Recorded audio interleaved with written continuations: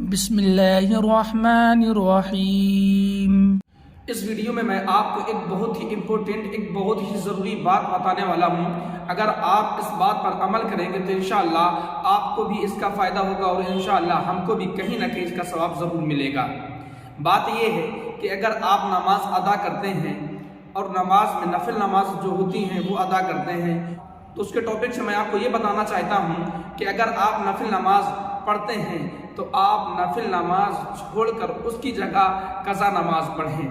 मान लीजिए आप असर की नमाज पढ़ रहे हैं और असर में नफिल नमाज होती नहीं है। असर में 4 रकात नमाज सुन्नत गैर मुक्कदा और 4 रकात फ़र्ज होती हैं। तो आपको जो 4 रकात सुन्नत गैर मुक्कदा हैं उसको तर्क कर दें, यानी उसको छोड़ दें और उसकी जगह 4 रकात नमाज कज़ा पढ़ें। अगर आप ज़ोहर की नमाज़ पढ़ रहे हैं तो 4 रकात जो शुरू होती हैं वो सुन्नत मुअक्कदा होती हैं, उनको पढ़ना है। इसके बाद जो 4 रकात फ़र्ज होती है उसको पढ़ना है और आखिर में जो 2 रकात सुन्नत होती हैं उसको भी आपको पढ़ना है। लेकिन जो सबसे आखिर में 2 रकात नफिल होती हैं उसको छोड़कर कज़ा नमाज पढ़ें। मैं आपको इन 5 नमाज़ों के बारे में बता दूंगा कि आपको कौन कौन सी नमाज अदा करना है और कौन सी छोड़कर कज़ा पढ़ना है। तो सिंपल सा रूल है कि जो नमाज नफिल है उसको छोड़कर आपको कज़ा पढ़ना है। जो नमाज सुन्नत गैर मुअक्कदा है उसको भी छोड़कर आपके लिए जो ज़रूरी नमाज है वो कज़ा नमाज है। अब ऐसा क्यों ज़रूरी है मैं आपको ये भी बताऊं।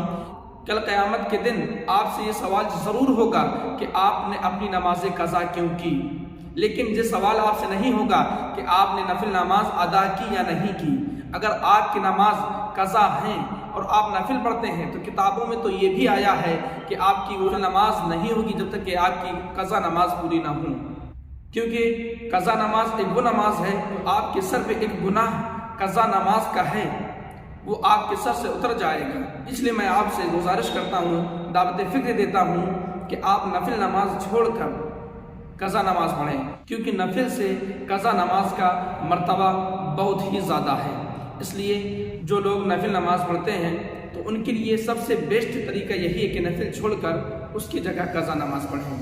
फजर की नमाज में तो 4 रकात होती है, उसमें आपको कोई नमाज नहीं छोड़ना है। 2 रकात सुन्नत मुअक्कदा उसको पढ़ना है और 2 रकात जो फ़र्ज है उसको पढ़ना है। और ज़ोहर में जो आखिर में 2 रकात नफिल होती हैं उसको छोड़ के आपको कज़ा नमाज अदा करना है। और असर में जो 4 रकात सुन्नत गैर मुअक्कदा होती हैं शुरू की, उसे छोड़कर आपको कज़ा नमाज पढ़ना है। और मगरिब में 3 रकात फ़र्ज और 2 जो रकात सुन्नत होती हैं उसको पढ़कर जो लास्ट में 2 रकात नफिल होती हैं उसको छोड़कर आपको कज़ा नमाज पढ़ना है। और इशा की नमाज में 4 रकात पहले पढ़ी जाती हैं, सुन्नत गैर मुअक्कदा होती हैं, उसको आप छोड़कर उसकी जगह कज़ा नमाज पढ़ें और 4 रकात फ़र्ज अदा करें। उसके बाद 2 सुन्नत अदा करें और 3 वित्र अदा करें। जो 2 रकात नफिल बीच में और आखिर में होती हैं उनको छोड़ दें और आखिर में सब नमाज पढ़ने के बाद आप कज़ा नमाज इन नफिल की जगह कज़ा नमाज अदा करें। उम्मीद करता हूँ कि वीडियो आपको अच्छा लगा होगा, तो चैनल को सब्सक्राइब करें।